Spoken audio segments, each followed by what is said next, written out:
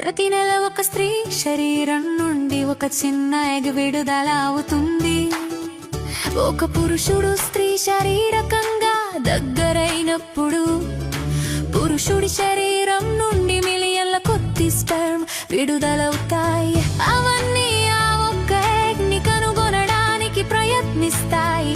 కానీ ఒక్క స్పెర్మ్ మాత్రమే ఆ ఎగ్ లోకి ప్రవేశించగలుగుతుంది. ఆ స్పెర్మ్ లోపలికి ప్రవేశించిన వెంటనే మరే ఇతర స్పెర్మ్ లోపలికి రాకుండా ఉండేందుకు ఎగ్ వెంటనే తన చుట్టూ తానే మూసుకుపోతుంది. ఎగ్ లోపల స్పెర్మ్ మరియు ఎగ్ నుండి వచ్చిన DNA కలిసిపోతుంది. సరిగ్గా క్షణంలోనే ఫెర్టిలైజేషన్ జరుగుతుంది. ఇది శిశువు యొక్క ప్రారంభం. అప్పుడు ఫెర్టిలైజ్డ్ గర్భాశయం వైపుకు ఫెలోపియన్ ట్యూబ్ గుండా ప్రయాణించడం ప్రారంభిస్తుంది. కొన్ని రోజుల తర్వాత ఎగ్ చిన్న కణాల సమూహంగా మారుతుంది. దాన్ని బ్లాస్టోకిస్ట్ అంటారు.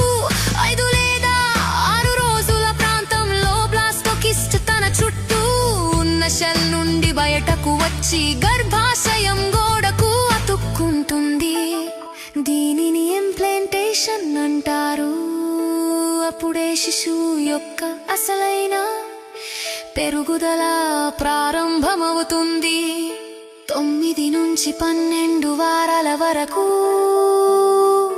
దానికి గుండె, మెదడు, వెన్నెముక, చేతులు, కాళ్ళు స్పష్టంగా ఏర్పడతాయి.